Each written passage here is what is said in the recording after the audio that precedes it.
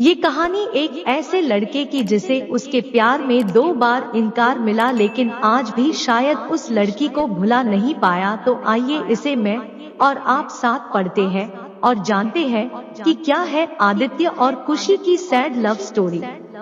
आदित्य पढ़ने में थोड़ा एवरेज और लड़कियों के मामले में थोड़ा कच्चा था। उसकी मुलाकात 11th स्टैंडर्ड में खुशी से हुई। वर्टिकल बार खुशी पढ़ने में अच्छी और अपने फ्यूचर के बारे में बहुत सोचने वाली लड़की थी। धीरे धीरे 11th खत्म होते होते वो अच्छे दोस्त बन गए थे और 12th में आदित्य ने खुशी से अपने प्यार का इजहार कर दिया, लेकिन खुशी ने इनकार करते हुए बड़े प्यार से उसे समझाया कि इससे हम दोनों की जिंदगी खराब हो जाएगी, क्योंकि हम ना ही क्लास में पढ़ाई कर पाएंगे और ना ही घर पर। आदित्य को खुशी की बात थोड़ी बुरी लगी, लेकिन फिर उसे समझ में आ गया कि खुशी सही कह रही है और उससे अपने फ्यूचर और पढ़ाई पर फोकस करना शुरू कर दिया। और अब आदित्य किसी भी लड़की से बात नहीं करता था, यहाँ तक कि खुशी से भी नहीं, क्योंकि उसे लगता था कि वो जब भी खुशी से बात करता है तब उसे अच्छा नहीं लगता था, क्योंकि कुछ दिन पहले तक खुशी उसकी क्रश थी और आज वो उसे रिजेक्ट कर चुकी थी। और आदित्य इन सब बातों को नजरअंदाज करते हुए अपने इंटरमीडिएट की परीक्षा में मेहनत करके पूरे स्कूल में फर्स्ट आ गया।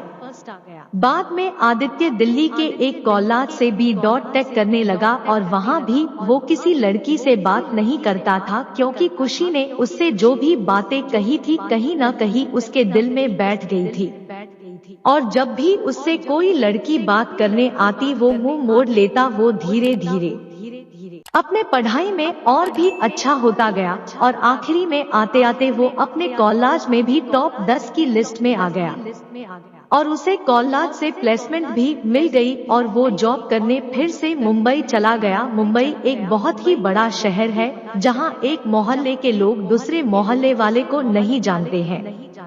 वहीं जब आदित्य ऑफिस गया तो उसे वहां खुशी दिखी, लेकिन अब खुशी के लिए उसके दिल में कोई जगह नहीं थी और इसीलिए वो हर बार खुशी से छिपता रहता। वर्टिकल बार इसलिए नहीं क्योंकि वो उससे नाराज था, बल्कि इसलिए क्योंकि वो फिर से खुशी की जिंदगी में नहीं आना चाहता था। लेकिन वो कहते हैं न कि भगवान की मर्जी के आगे किसी की नहीं चलती।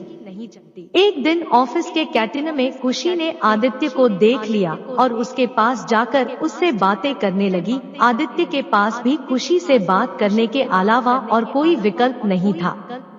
दोनों के दिल में पिछले 4 सालों से जो भी दर्द था उन्होंने एक दूसरे को बताया और खूब सारी बातें की। खुशी ने उससे बिछड़ने के बाद अपने सफर के बारे में बताया और आदित्य से उसके बारे में पूछा, जिसके बाद आदित्य को कहीं न कहीं लगने लगा था कि खुशी गलत नहीं थी और आदित्य को फिर से खुशी से प्यार हो जाता है। कुछ दिन बीतता है और दोनों की दोस्ती और भी गहरी हो जाती है और एक दिन अचानक आदित्य खुशी से बात करते करते उससे अपने प्यार का इजहार कर देता है, लेकिन खुशी फिर इनकार कर देती है।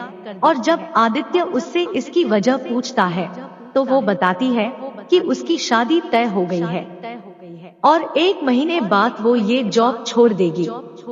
जब ये बात आदित्य को पता चली तो वो एक बार फिर टूट गया, जिसके बाद वो अपने आप को संभाल नहीं पाया और एक चिट्ठी खुशी के लिए छोड़कर चला गया। और खुशी उस खत को पढ़ती है जिसमें लिखा था, मैं तुमसे बहुत प्यार करता हूँ, लेकिन शायद तुम मेरी जिंदगी में नहीं हो, इसीलिए तो मैंने तुम्हें 2 बार खोया है। कोई भी इंसान इतना बदनसीब कैसे हो सकता है कि अपने प्यार को 2 बार खोए। मैं नहीं जानता कि मैं तुमसे दूर रह के जी पाऊंगा कि नहीं, लेकिन अगर तुम्हें किसी और से शादी करते देख लूंगा तो पक्का जी नहीं पाऊंगा। इसलिए मैं तुम्हें और इस शहर दोनों को छोड़ के जा रहा हूँ। शायद तुम मुझे भूल जाओ, लेकिन दूसरी बार मिलने के बाद मैं तुम्हें कभी नहीं भूल पाऊंगा। मैं भगवान से प्रार्थना करूंगा कि वो तुम्हें और तुम्हारे होने वाले पति को हमेशा खुश रखे। खत पढ़ने के बाद खुशी रोने लगी और आदित्य को बहुत ढूंढा पर वो कहीं भी नहीं मिला और बाद में खुशी ने अपने परिवार की खुशी के लिए अभिषेक से शादी कर ली। लेकिन खुशी को आज भी ये बात हमेशा सताती रहती है कि आदित्य कहाँ होगा, किस हाल में होगा। यहाँ तक तो उसे ये भी नहीं पता कि आदित्य जिंदा भी है या नहीं।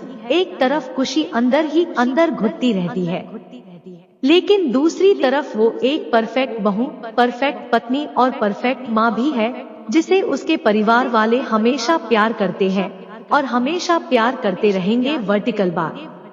हमें ये तो नहीं पता कि खुशी ने 12th स्टैंडर्ड में या जॉब टाइम पर आदित्य को ठुकरा के गलत किया या सही, लेकिन आदित्य ने ये साबित कर दिया कि वो खुशी से सच्चा प्यार करता था और इस बात का एहसास शायद अब खुशी को भी हो चुका था और इसीलिए शायद आज तक खुशी अपने आप को माफ नहीं कर पाई है।